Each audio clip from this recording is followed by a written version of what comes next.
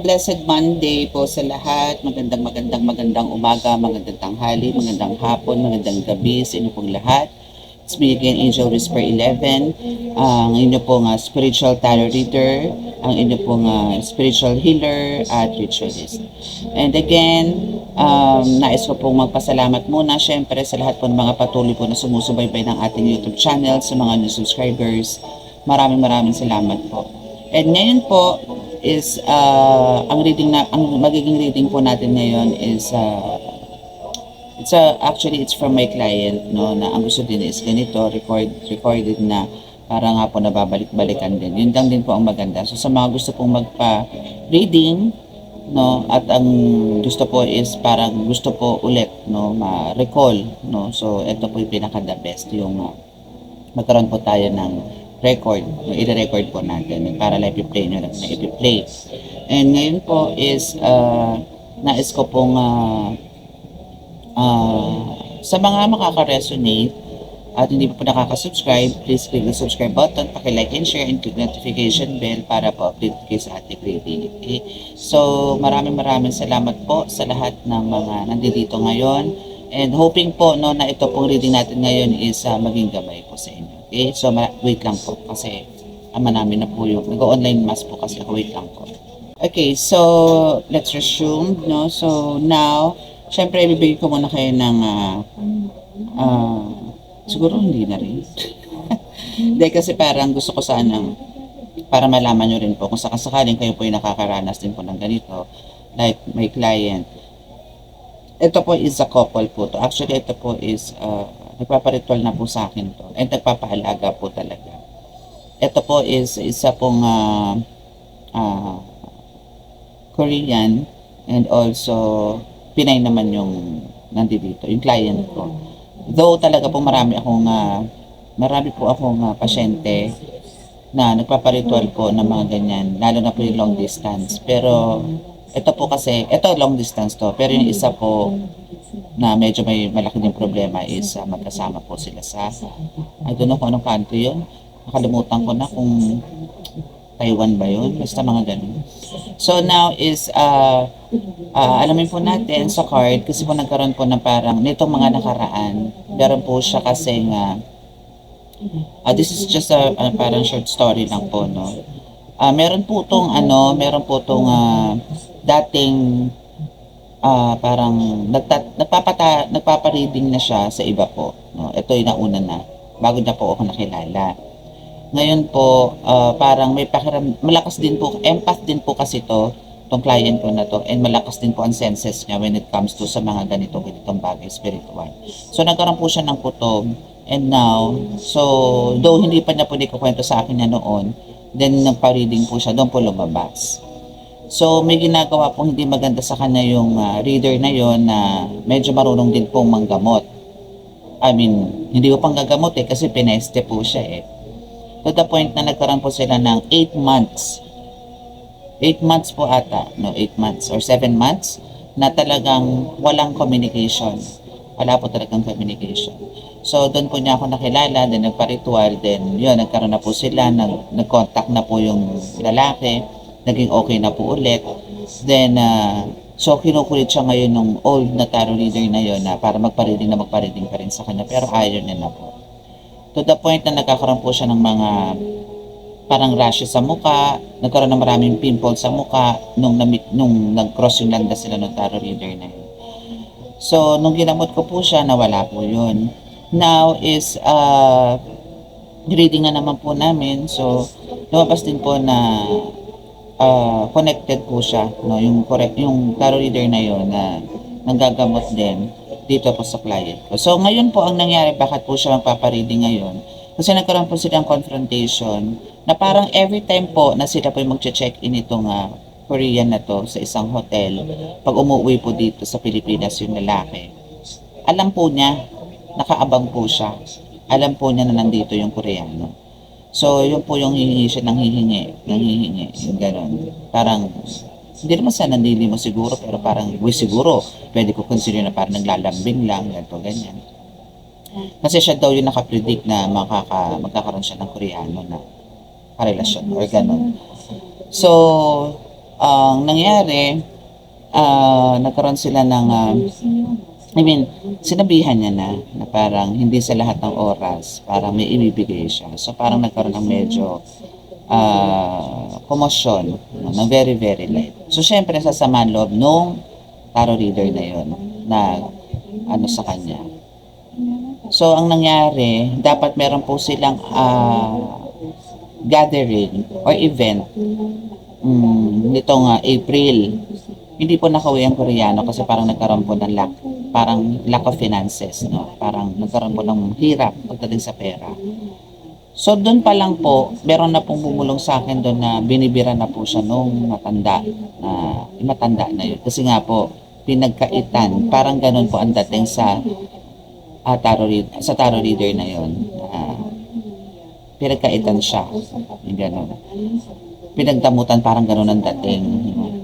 Kaso kasi, para kasi may manipulation kasi siyang ginagawa dito sa client ko na every time na magkikita sila, may dinadagdag, may binubulong, yung mga ganun. So, parang ang gusto kasi nitong client ko is matapos na yung connection niya doon sa tarot reader na yun. So, kaya niya siguro nagawa yun. So, ang nangyari, hindi po nakauwi si lalaki kasi nga po parang gipit, ganito ganyan. Merong mga projects, hindi natutuloy kasi nga po kulang sa budget, yung mga tipong gano'n. Hanggang sa nakaset na po yun, yung swimming nila na yun, pero hindi po natuloy kasi hindi nga po nakauwi yung Koreano. So now is parang yun nga nagkakaroon na. Let's continue.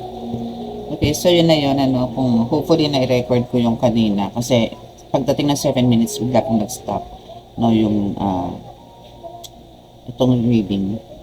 So ito is continue ko lang po. So okay, so let's start. So let us pray po muna.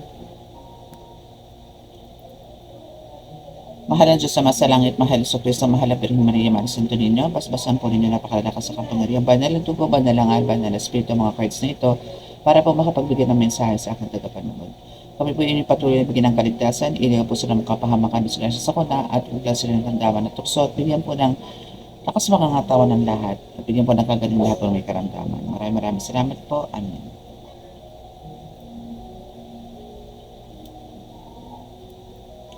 Okay, so let's see. Saan ba nanggagaling yung mga iyan?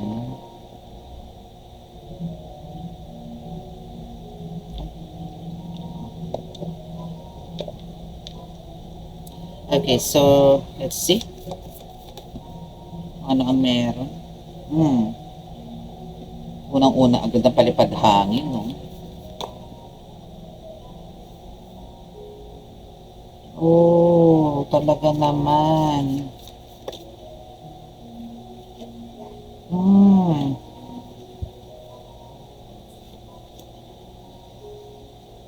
Okay, so now, dito pa lang sa first 4 cards na to, no? Meron na pong palipad hangin or meron na pong panalangin. Kahit di siya magpalipad hangin, pero titingnan pa po natin sa ibang reading, sa ibang cards, no? Pero meron na po dito. And we have the earth disaster here, meaning and building collapse, earthquake, drought, or animal attack. So now, dito pa lang po sa disaster nito, sa second dito, parang eto na yung panalangin or eto na yung palipad hangin na tinatawag, no, para po hindi matuloy nga yung mga projects, which is, ang alam ko po may pinapagawa po to And we have the building collapse here. So hindi naman to para mag-collapse, meaning na lang siguro, no, kailangan natin consider na lang na ganito na parang hindi matutuloy yung proyekto yun na mabuo, which is dito ito yun no? So there's a building, no, na maybe this is a shop owner, working class, innkeeper. So meaning ito is parang some kind of rest house, mga tipong ganon na mga pinagagawa, no, or dorm, basta maraming mga kwarto to so mga ganon, mga pambakasyon, mga tipong ganon. Basta marami tong kwarto kasi marami mga bintana and meron siya pinaka main entrance. So mga ganon.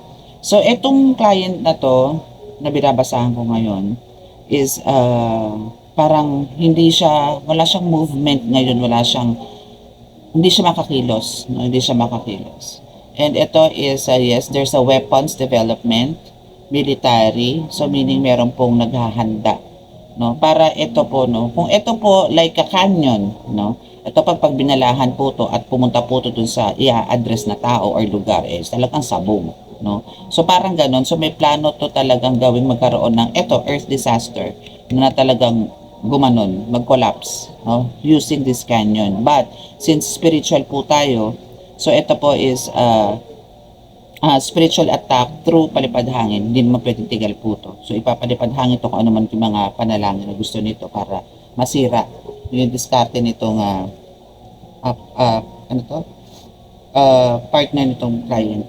Okay, so anything else? So kukuha lang ako dito ng very specific reading, I mean card. Anything else? Is dala ng galit. Ba't sa kanya nagalit? Okay.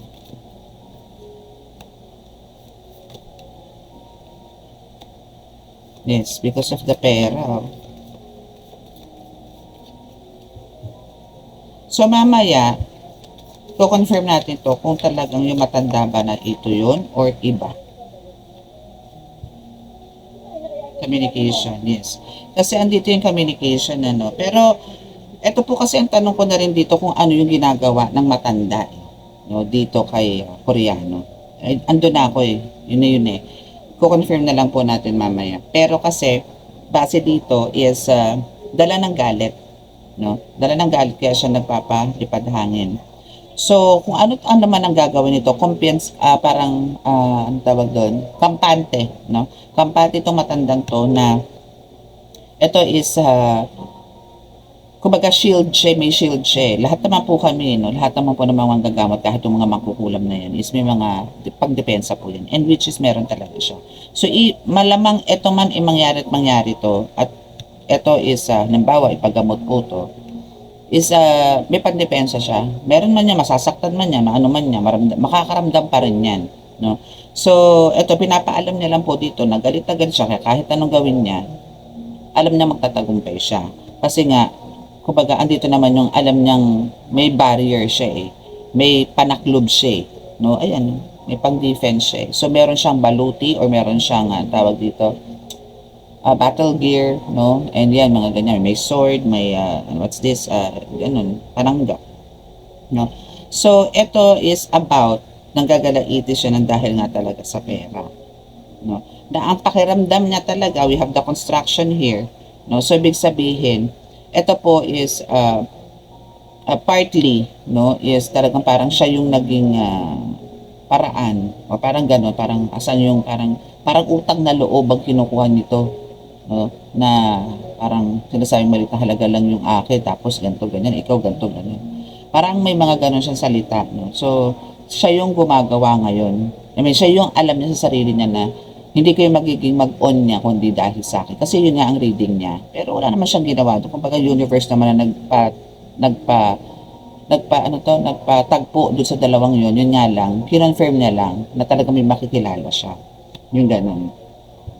So now is, dito yung talagang, ito yung way niya of communicating dito sa dalawang to, sa couple na to, tumatandang to. Pero yun nga lang, nagalit nga siya kasi nga parang gusto na nga putulin. No? Ayan, no? Ito yung bottom of the deck with this communication na gusto niya, no, na messenger na gusto niyang makipag-usap palagi dito sa client ko na to. But andito nga yung dahil nga yung client ko is parang gumawa na rin ng way para magkaroon sila ng mapuputol na sa tingin na yun yung patamang paraan. So ginawa niya. Now isa dito nga nang gagalaitin ngayon, no? Anything else?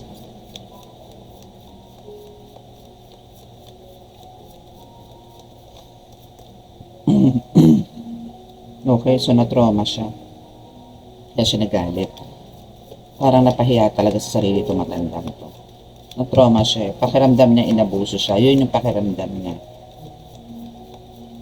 May edad na rin kasi to. Kasi pinakita na rin yan dito yung picture kaso malabo. Pero may edad na po to.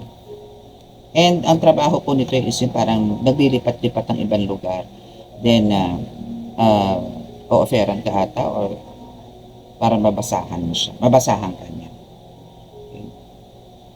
So, now is andito ang romance. So, isa rin yan, ano? So, talagang sisirain. So, building collapse and ito rin. So, andito siya eh. And oppression. So, wala nang salitaan. Okay. Wala nang salita-salita. So, kung ano yung alam niyang magbe-benefit siya, gagawin niya. Bibira-bibira. Ganun.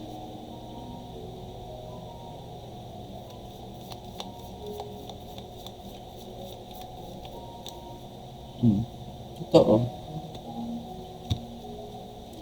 And nature worship. So, ito is talagang medyo delikado to, no? Kasi parang aside, no? Aside sa pagkakaroon ng slave or parang walang movement, no? Is magkakaroon din ng parang problema din pagdating sa yung pagkikita ulit nila. Yung magkakaroon ulit sila ng mga, alam yung bonding moments, no? Parang magkakaroon din ng delays. No? Isa yan sa mga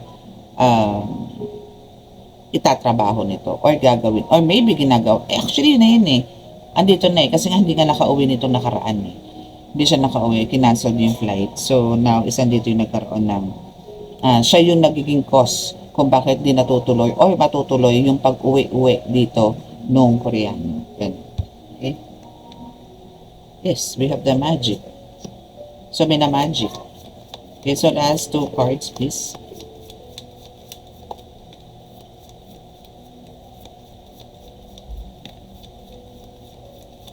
Tapusin na natin to. Oops.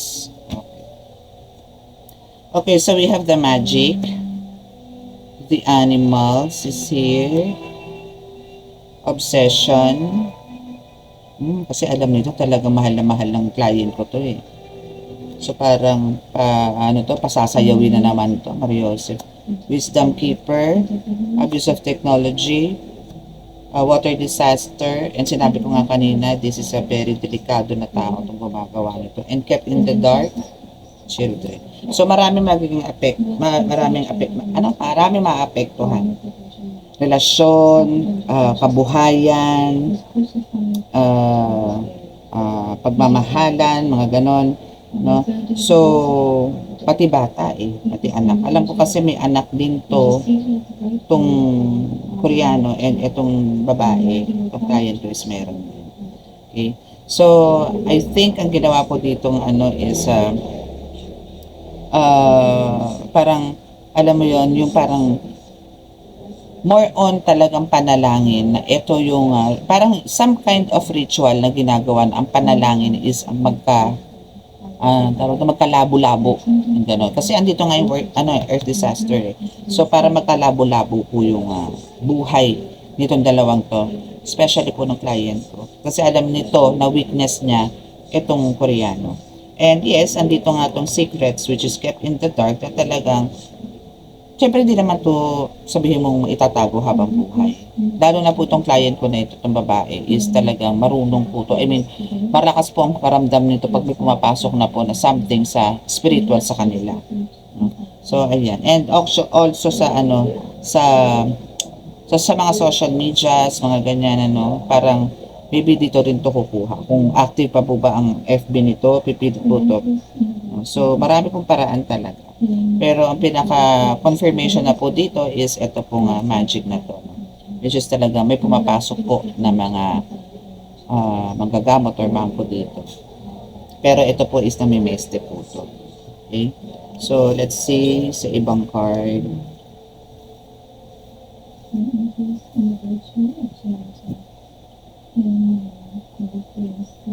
Okay. Tingnan natin dito kung ano paano.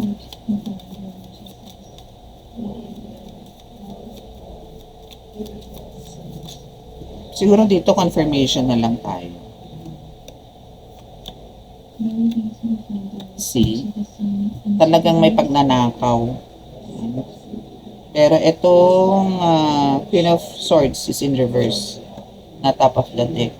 So, ibig sabihin po dito is kahit ano pong mga pagsusumikap nitong mga ito, no, nitong client ko na ito, or pagpupursige, or kahit anong pilit na gagawin, is andito yung magkakaroon po ng ah, parang ang tawag doon, boundaries or parang harang. At ang gusto pong mangyari nito is mabilisan. Though andito talaga pinapakita naman yung stealing, no, or pagnanakaw. O ibig sabihin, yung energy niya or energy ng Koreano, when it comes especially sa business, no, or love, is parang unti-unting hinihigop nito.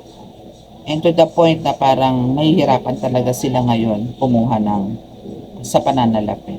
No, kasi ang alam ko dito ano to magaan sa pera tong Koreano, pero ngayon parang makakaramdam to ng medyo hindi naman kagipitan, pero dito yung medyo magkakaroon ng hindi magandang flow sa finances. Kasi alam nitong gumagawa na to, magtatagumpay siya dito sa ginagawa niyang black magic.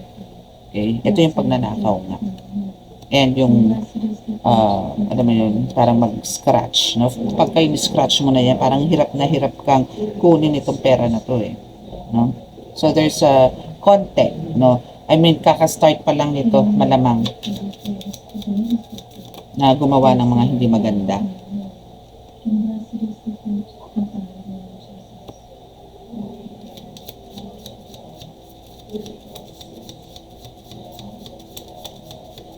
Page of Cups, Seven of Cups, and the Emperor.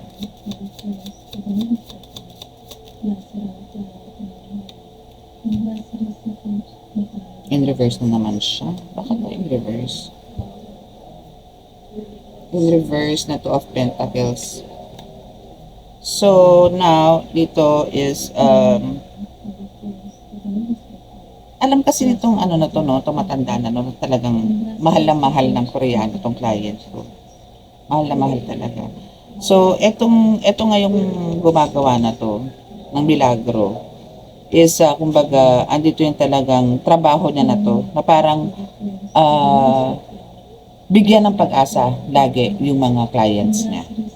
Pangangaralan niya, kukunin na yung loob, mga tipong gano'n. Hanggang sa siya na yung parang hahanap-hanapin, which is the Emperor is. Siya na yung paghahanap-hanapin, and siya na yung parang magiging star, no? Doon, na parang magiging very popular na siya. Oo, magaling niyang gumanto. Oo, magaling to. No, magaling to. Kasi nga may halo no? Hinahaluan niya ng may dark side kasing halo. No? So, andito ngayon yung talaga parang at the same time, parang may gayuma siya. Alam niyo yun, yung parang pagka nagsalita to, may parang matamis na dila ba yun? May mga ganon. So, may ganon po siya. Actually, parang ngayon lang ako naka-experience ng ganito. No? Na parang tarot reader, may ganitong kakayanan na siguro sa pagkaharapan talaga parang iisip mo, hahanap-hanapin mo siya para magpariling na kahit wala ka namang ipapariling, pero parang gusto mo lang siya makita para makapagpariling. Yung mga ganon. Pero wala naman. And now, imbes na mabalance mo nga yung, ngayon, no, nararamdaman siguro nitong client ko, and even yung person niya, isa dito ngayon yung parang imbalance sila talaga. Parang andito yung clueless din sila, bakit nangyayari yung ganito, bakit di matapos-tapos, bakit ganito ang nangyayari, less communication, ang daming gumugulo sa isip. So, isip ang ano dito, parang punot dulo kung bakit nagkakaganito. So, there's a lot of manipulation na nangyayari dito. And thinking na talagang ito is, since ito is a violet tone or purple, no? So, meaning, ito po ang kinukuha po talaga nito dito, itong client, itong gumagawa dito sa client ko is more on sa even the intuition, no? Parang binibigyan niya ng blockages. Isa to sa parang nanakawin sa kanya or kukunin dito sa client ko para maging clueless siya sa mga nangyayari. Or parang hindi, normal lang siguro yun. Hindi, wala naman siguro sapi. Hindi, wala naman ganun. No? Kasi this is a purple, no? Dito sa Seven of Swords na may hawak po siyang isang kind of a diamond, or maybe this is an amethyst na imbes na parang magkaroon ka ng healing, no, or magkaroon ka ng ano tawag doon, accurate, no, na sagot like sa mga intuitions mo, is lalaruin ka lang. Okay? So, I think ito is a confirmation na to na talagang I think this is enough no, na para lang pumalaman niya na siya po is under. No, kasi matagal na rin pong bulong sa akin to kasi inaalagaan ko po ito eh. So, ito po is a confirmation. Actually, nung nagkaroon sila ng delay, hindi, na-cancel po yung flight, meron na pong pumasok sa isip ko no na may humaharang na po sa kanila. Pero dinedma ko po yun. And now is nagkaroon po ako ng parang chance no na sabihin sa kanya to, then tinanong ko siya, tanungin mo nga ako yung person mo o yung partner mo if kamusta naman yung when it comes to financial, yung gano'n. Tapos sinabi niya na sa akin, oo nga madam, parang hirap nga po si yung person niya. So sabi ko, oh kasi may bulong na rin kasi sa akin yan 2 weeks ago, pero hindi ko lang sinabi sa iyo kasi ayoko din makadagdag pa sa isipin niya. But hindi rin ako mapakali kasi pagka siya na kasi ang kames ka-chat ko, may tumutulak na po sa akin talaga na parang kailangan ko na rin sabihin sa kanya. So, ito na po yung result. Okay? So, maraming salamat po. At kung meron man po mga naka-resonate dito at hindi pa po nakaka-subscribe, please click the subscribe button. And pagka gusto niyo po magpagkabay, click nyo lang din po. No, andyan na po sa description box ang aking contact details. Okay? So, maraming salamat po. God bless us all. Love, peace, and hope, and love and light. Bye!